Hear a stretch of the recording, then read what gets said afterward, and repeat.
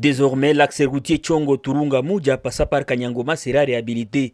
C'est un plaidoyer réussi de l'honorable Olivier Kakoti. Des travaux de modernisation et asphaltage de cette partie de Bukumu ont été lancés par le gouverneur militaire de la province du Nord Kivu grâce au plaidoyer de l'élite du peuple Olivier Tuishi Kakoti. En janvier 2022, les députés avaient procédé à la réouverture de cet axe depuis le village Kanyangoma.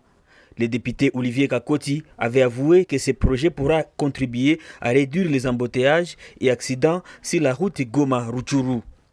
Notre population veut que aujourd'hui ou demain, le gouvernement provincial, voire même national, si la route qui quitte Tchongo, traversa Turunga jusqu'à Mouja, voilà où je suis en train de continuer jusqu'à Kibati, peut être asphaltée ou mettre des pavés, ça sera vraiment quelque chose qui va soulager cette population et ça sera vraiment une route qui sera très très bénéfique. Et les accidents que nous sommes en train de connaître à Munigi, les accidents que nous sommes en train de connaître à Kanyaruchinya, dans cette route, nous pensons qu'il n'y aura pas des accidents. Cette élite du peuple se réjouit de voir qu'il a défendu une cause et obtenir du coup un changement tel que souhaité par sa base.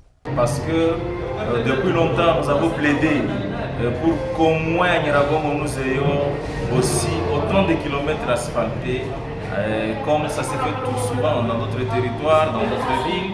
Aujourd'hui, toute la population de Nyiragongo peut se réjouir.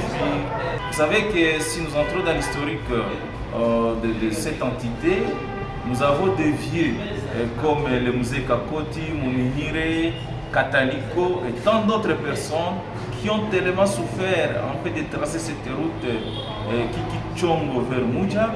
Et aujourd'hui, c'est nous de soulagement pour ceux qui ont à souffert.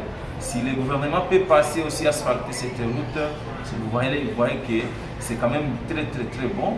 Et ça pourra les encourager pour qu'ils puissent mener tant de projets de développement. Et parce qu'ils viennent de remarquer quand même qu'il y a cet accompagnement du gouvernement provincial.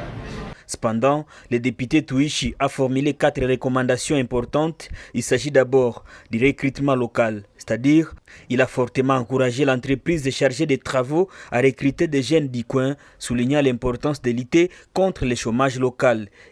Il a aussi appelé la population bénéficiaire à s'approprier ces projets, fruits de longues années de plaidoyer.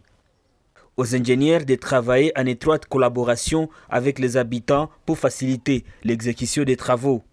Olivier Tuishi Kakoti a mis en garde contre les démolitions abusives des maisons situées le long de la route qui aura une largeur de 9 mètres.